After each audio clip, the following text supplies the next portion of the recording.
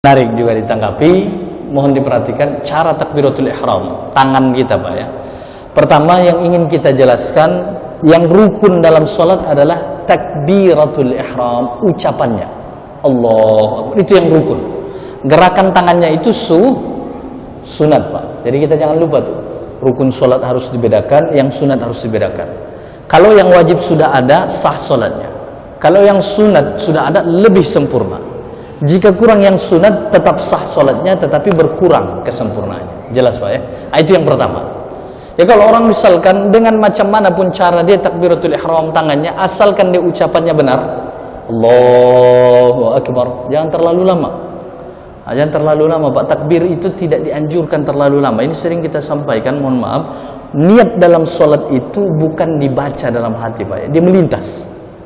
Karena di mazhab kita itu, makanya disunatkan sholli fardal isya'i arba'a raka'atin ma'muman lillahi ta'ala. Sengaja aku sholat sunat, sengaja aku sholat fardu isya 4 rakaat makmum karena ta'ala. Itu sudah kita bulatkan, pukalkan kata orang Melayu Pak ya. Dalam pikiran atau hati kita. Kita takbir Allahu Akbar, itu melintas dalam hati kita. Kita pukalkan dalam hati kata orang Melayu. Itu niat Pak. Jadi bukan Allah, sengaja aku sholat fardu isya 4 rakaat. Itu lama tuh Pak. Lama tuh dibuatnya. Itu bukan niat. Memang itu sah Pak, itu sah. Di fikih itu sah.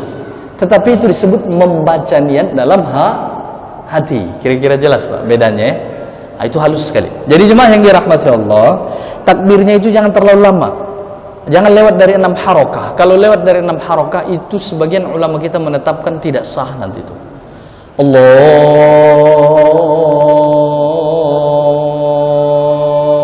Akbar. Sudah lewat atau tidak Pak? Diperkirakan itu lewat. Itu Pak ya. Jadi sebenarnya kalau Bapak perhatikan imam-imam yang ada di Masjidil Haram, meskipun kita berbeda mazhab dengan mereka mazhab Hambali, tetapi kalau takbiratul ihramnya itu sama, tidak lama tuh Pak. Allahu Akbar. Atau kalau dilamakan sedikit, yang penting jangan lewat 6 harakah. Soal caranya itu di mazhab kita, mazhab Syafi'i, 2 cara. Pertama, diangkat tangan kita sejajar, setentang atau sejajar dengan mengkibain. Apa namanya ini Pak? Bahu. 2 bahu. Jadi ini satu cara. Cara yang kedua sejajar dengan telinga. Tapi bukan dekat Pak ya. Jadi sebagian saudara kita mungkin memahaminya didekatkan. Jadi dibuat begini Pak. Tapi ini kurang tepat Pak ya. Tapi sah. Coba diperhatikan, dibuat begini. Dibuat begini Pak ya. Allahu Akbar. Sebenarnya tidak mesti harus begitu. Yang dimaksud itu sejajar. Coba Bapak perkirakan, tidak mesti harus 100%, tidak, diperkirakan. Diperkirakan, pertama sejajar dengan bahu, yang kedua sejajar dengan telinga. Tidak mesti harus macam dibuat sentimeter begitu Pak ya. Tidak mesti harus begitu Pak ya. Tidak mesti harus begitu. Tidak mesti harus persis seperti itu, tetapi mohon maaf Pak, ini bukan tujuan menyindir Pak. Tak boleh ilmu harus dibegitukan Pak ya. Kita amalkan kalau kita ketahui ilmunya. Kalau belum diketahui tidak apa-apa. Itu begitu dia Pak ya. Kita tidak boleh menjatuhkan saudara kita, mohon maaf ya, kalau perbedaan pandangan itu biasa. Coba diperhatikan, lebih kurang seperti ini. Diperkirakan saya Allahu Akbar. Tidak mesti harus secara ini, Bapak. Allahu Akbar. Kalau Bapak perhatikan misalkan imam-imam Masjidil Haram, mereka lebih mengamalkan yang pertama ini. Dia simple. Allahu Akbar. Dan tidak mesti harus lama betul Pak ya. Allahu Akbar. Tidak mesti. Tidak mesti, yang penting yang jadi rukun adalah takbirnya. Jangan lupa tuh Pak. Yang kedua boleh diperkirakan sejajar dengan telinga.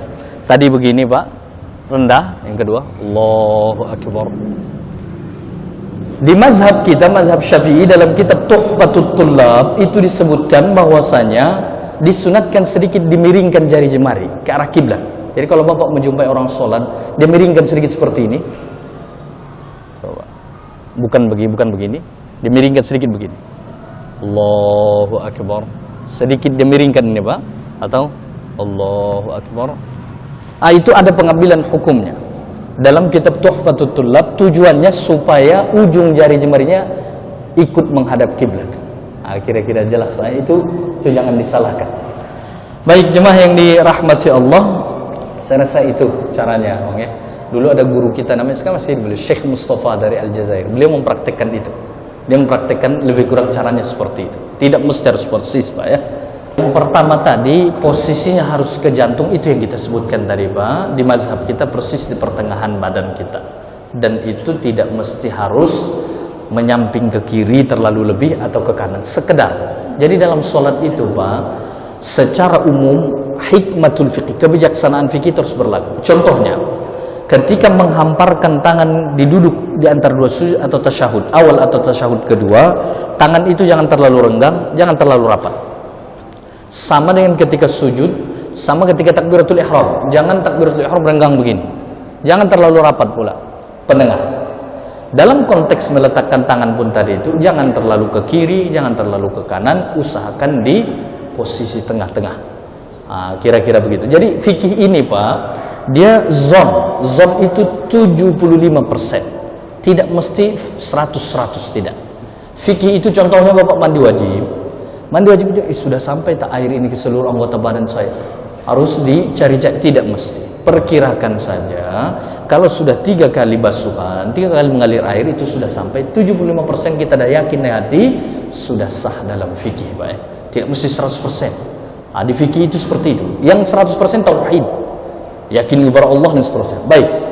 Yang kedua, apakah ada sanksi? Tidak ada sanksi secara khusus, Pak, ya. Bagi saf yang kurang lurus misalkan, tetapi kita mengingatkan dengan netral, Pak. Nabi SAW itu sangat perhatian terhadap saf dalam sholat, sehingga beliau sebelum sholat akan ronda kadang melihat sahabat itu. Kalau ada yang terlalu ke depan, beliau akan meluruskannya. Kenapa? Karena memang itu simbol persatuan umat Islam. Coba bayangkan, Pak, kalau diperhatikan, seandainya disorot dari udara di Mekah Mukarramah atau Madinah, Mekah atau Madinah, ketika sebelum qomat, Pak, manusia itu berpencar ke sana kemari, tapi hanya dengan panggilan qomat, qad qamatis sholatu, qad qamat, otomatis langsung manusia itu berbaris dengan rapi sekali, bagaikan malaikat berbaris di Baitul Ma'mur. Sangat indah sekali. Jadi saf itu pun tujuannya itu. Meskipun tidak ada sanksi secara khusus, tetapi ada di hadis, la takhtalifu fatakhtalifa qulubukum. Wahai umatku, kalian jangan bersalah-salahan. Jangan tidak lurus sabnya, jangan tidak sempurna sab. Satu ke belakang, satu ke depan, dan seterusnya. Tidak rapi. Fatakhtalifa qulubukum. Kalau kalian tidak memperhatikan sab itu dengan bagus, nanti hati kalian akan bisa saling silang ataupun saling berlawanan satu sama lain. Jadi salah satu menyatukan umat Islam dari segi hati dan simbol adalah meluruskan sab. Yang ketiga, tidak boleh merenggangkan kaki lebih, dia harus lurus begini. Sebenarnya, Pak, dalam mazhab Syafi'i, jarak kaki kanan dan kiri kita ketika berdiri dan sujud dan duduk dan terus sujud, bagaimana sujud itu ketika ruku juga sekira-kira bisyibrin, 1 jengkal. Coba perhatikan lebih kurang, kira-kira sejengkal jaraknya. Jangan terlalu lebih, jangan terlalu rapat pula, Pak. Kalau begini, ini tentu saja hampir tak ada jaraknya dan ini tak nyaman. Kalau terlalu jauh juga, ini tak nyaman juga nih, Pak. Betul lah, Pak. Kalau sejengkal, disebutkan dalam kitab Tuhfatul Tullab, kalau saya salamannya 1 jengkal. Ini nyaman dia nih, Pak. Nyaman sekali. Jadi sangat bagus yang disebutkan oleh ulama dan berdasarkan hadis. Tapi Pak Ustadz, kalau tak begitu, saudara saya itu jauh kakinya. Makanya sebetulnya setiap masyarakat Islam memahami. Kalau seandainya seluruhnya memahami ini, Pak, berarti kira-kira sejengkal. Datang lagi nanti agak dia dekatkan kaki seperti itu, rapi dia. Tapi kalau satu nanti seperti ini, yang satu nanti jauh pula, otomatis dia menjauhkan kaki dia pula, Pak, begini. Jadi bagusnya saling memahami. Berapa tadi jaraknya, Pak, lebih kurang? Kira-kira bisyibrin, 1 jengkal. Lebih kurang seperti itu. Baik, itu tanggapannya yang dapat kita sampaikan. Mudah-mudahan kajian kita ini dapat kita amalkan, Pak, bukan untuk berbantah-bantah, tetapi disebutkan ulama kita, iyyakum wal mira, hindarilah berbantah-bantah, fa innahu yurisud daghina, sebab berbantah-bantah itu membuat hati itu keras dan tidak saling, dan akan menimbulkan penyakit hati. Makanya Kalau kita dapat ilmunya, kita usahakan, kita amalkan. Jangan tengok hidung orang, tengok hidung kita sendiri. Begitu dia, Pak. Amalkan untuk diri kita, bukan untuk melihat amal orang. Mohon maaf, karena kadang kita lebih teliti amal orang daripada amal kita. Dikubur pun kita sendiri, Pak, bukan dengan orang. Dikubur kita sendiri, bukan dengan orang. Saya rasa kira-kira demikian. Mudah-mudahan